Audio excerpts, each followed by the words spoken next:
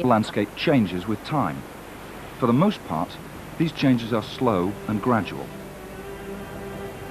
These cliffs have hardly changed in centuries. The river that shaped this gorge has been at work for tens of thousands of years. A glacier deepens its valley by only a few millimeters each year. But there are some parts of the world where change also takes place in sudden, spectacular events. One such place is New Zealand.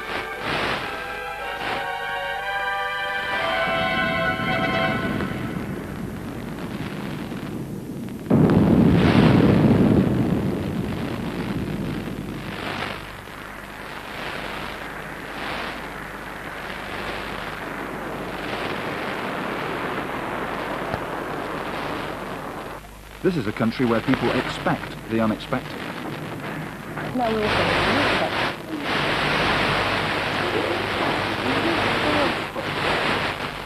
The energy that melts rock, twists rails, topples buildings and buckles roads comes from deep inside the earth.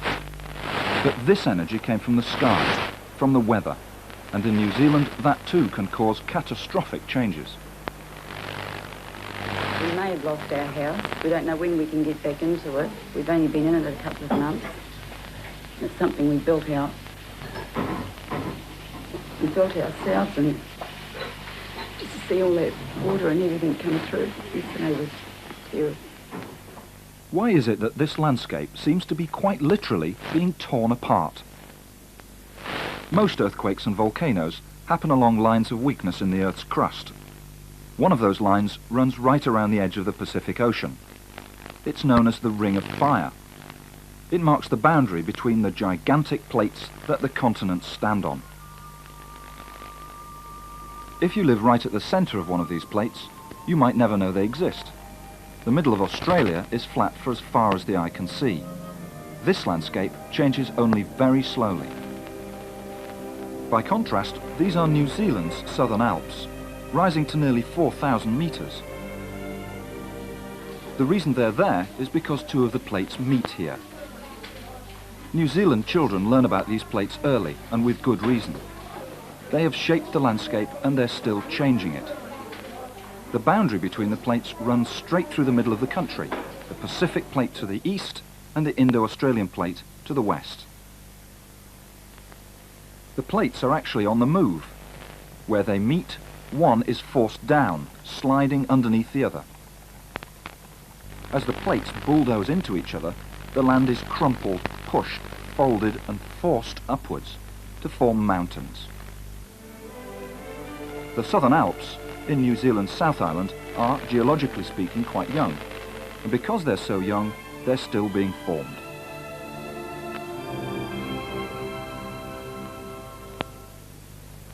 Mount Cook, the highest peak, surprised the world in 1991 by suddenly losing its top 20 metres. 14 million tonnes of rock thundered into the valley. Geologists were astonished when they saw what was inside the mountain. What surprised me was it looked like wheat bix. It was just a pile of gravel. The rock's completely shattered. And when you get to see what it's made of, I don't know why it's the highest peak. Sooner or later it'll fall off and won't be the highest anymore. Along the side of the Southern Alps runs what is said to be the longest natural straight line on Earth. A fault line, over 500 kilometres long. It marks the boundary between those two plates. The field on the left is on the Indo-Australian Plate. The one on the right is on the Pacific, and they're not only colliding, but also sliding past each other at an astonishing 2.5 centimetres every year. In all, the land has moved this much. But movement happens only occasionally, and then in sudden, sharp jolts. Earthquakes. Napier, North Island, February the 3rd, 1931.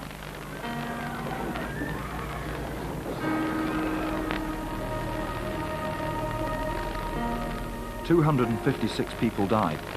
It was New Zealand's worst earthquake in living memory." This is all that was left of the cathedral. Forces in the earth that had been building up for centuries were released in minutes. A moderate earthquake can be expected somewhere in New Zealand every year, and nowhere is that threat taken more seriously than in Wellington.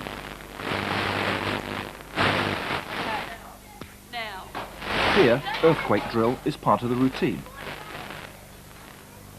The city is built around a bay, a fine natural harbour, but from another point of view, this is a risky place to build a major city. Running right behind the city is another fault line, the Wellington Fault. It's strained to breaking point, and sooner or later it will give way, and the land will readjust itself. The shock waves will hit Wellington with tremendous force. The city is prepared, but how well will it be able to withstand the next big quake? The last really big one was in 1855. Then the whole of the beach was raised up 3 meters. This road is built right along the fault line. It's not only earthquakes that result from the collision of the Earth's plates. As one plate is forced under another, the rock is heated to melting point. The molten rock is forced upwards.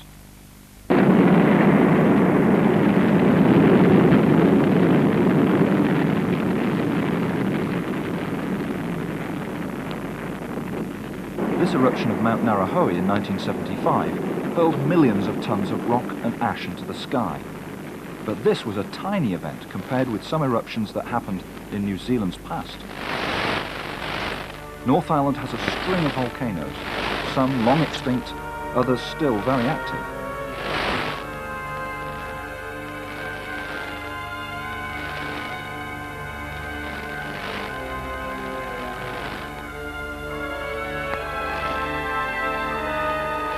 White Island, just offshore, is at present the most active of all. It erupts almost every year.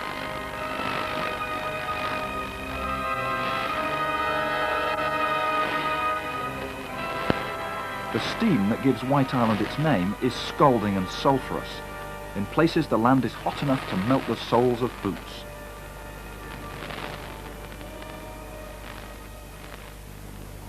The newest crater, formed during an eruption in 1976, is well below sea level. If sea water ever flooded in here, the whole island could explode.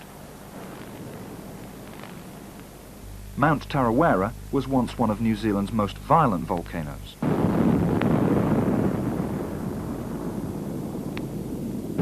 Volcanoes like this have actually formed the centre of North Island.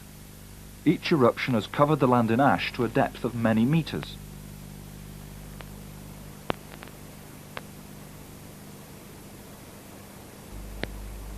At the centre of North Island is Lake Taupo.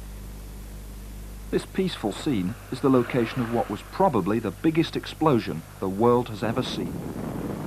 300,000 years ago, a massive eruption covered the whole of this area in ash, up to 200 meters deep. Each one of the layers in this trench was created by a different eruption.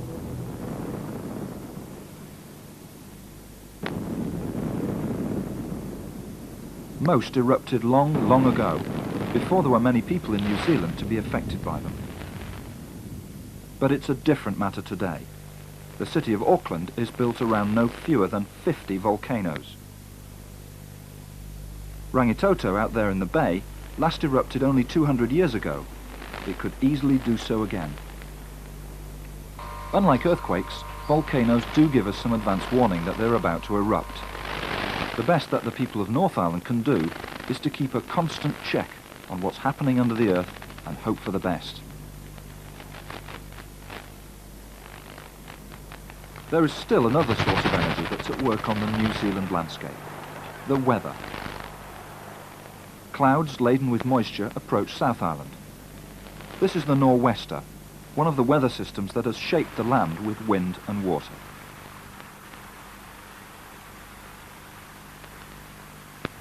Warm air from Australia picks up moisture as it crosses the Tasman Sea. Colder air from the Antarctic cools it down. The two weather systems converge on New Zealand.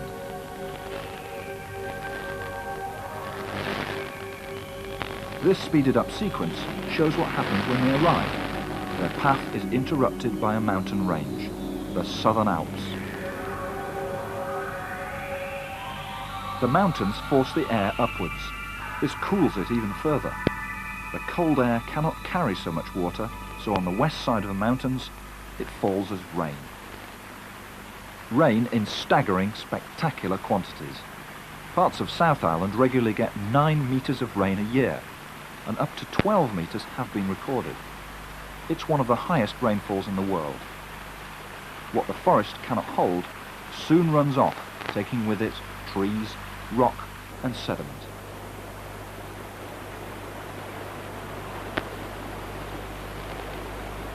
By the time the clouds reach the east side of the mountains, they've already dropped most of their moisture. Any that remains is held in strange-shaped clouds that cap the mountains. The rain that fell in the mountains is carried eastwards by huge, sprawling rivers. The wind that crossed the mountains is now hot and dry. The rainfall here is a mere 300 millimetres a year, almost a drought compared to the rainfall in the mountains on the horizon.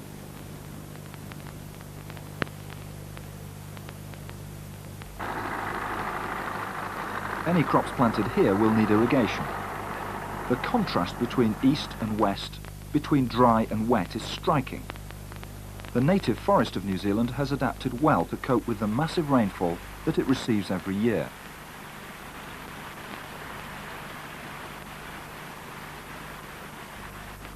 The treetops form an umbrella over the sodden forest floor.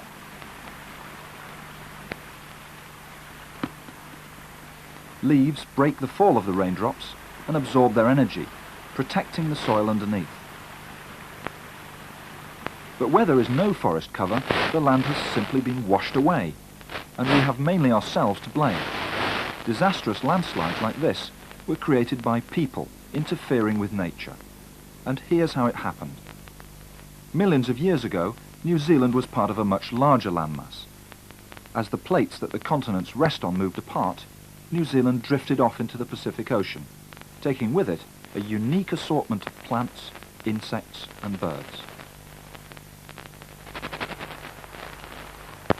Among these prehistoric relics, there were no mammals to threaten them. No foxes, no bears, no tigers. The kiwi lost its power of flight because it had no enemies, as did the strange-looking takahi. When the first Europeans arrived, they brought with them their own animals, amongst them deer and rabbits. With no natural enemies, these animals multiplied out of control and caused immense damage to the land.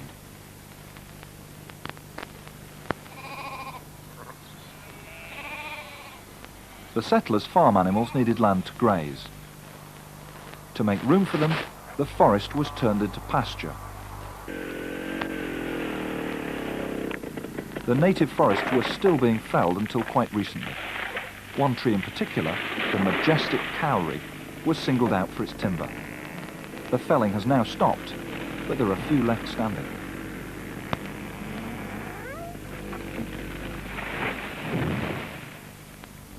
And so, in the space of 150 years or so, much of the New Zealand landscape has changed from forest to grassland. When rain hits the freshly exposed rock and soil, there's often nothing to stop it from being broken up and washed away.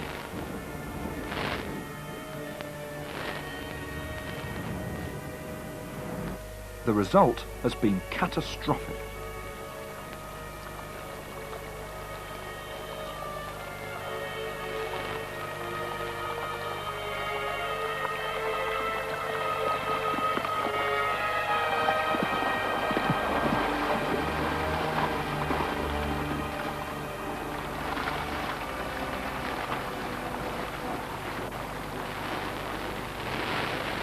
Some erosion did happen even when forest covered these hillsides. But without the trees and their roots to bind the soil together, this landscape will probably never completely recover. Here at Tarndale, the worst of these landslides, the soil is still on the move. Every rainstorm carries more into the valley.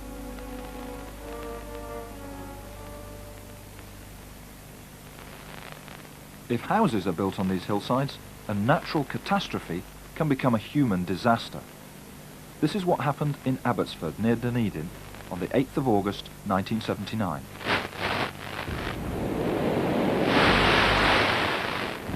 Overnight, 6 million tons of soil slid into the valley, taking with it 5 streets and more than 50 homes. No lives were lost, but this disaster too could have been avoided. Engineers had cut into the bottom of the hillside to build a new road and made the hill dangerously unstable. Heavy rain did the rest. A much greater disaster was to come on the 5th of March 1988. A tropical cyclone approached North Island with enough energy to inflict terrible damage. Cyclone Bowler had arrived. Over the next 3 days, 900 millimetres of rain fell on the northeast coast of North Island. Nearly a year's rainfall in 3 days.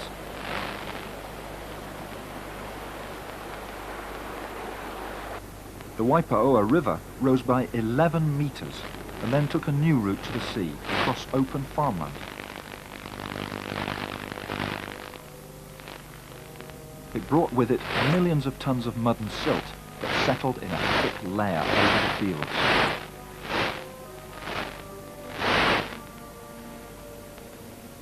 Crops just ready to harvest were ruined. When the water had subsided, people began to count the cost of the worst storm in living memory. The mud dried in the sun.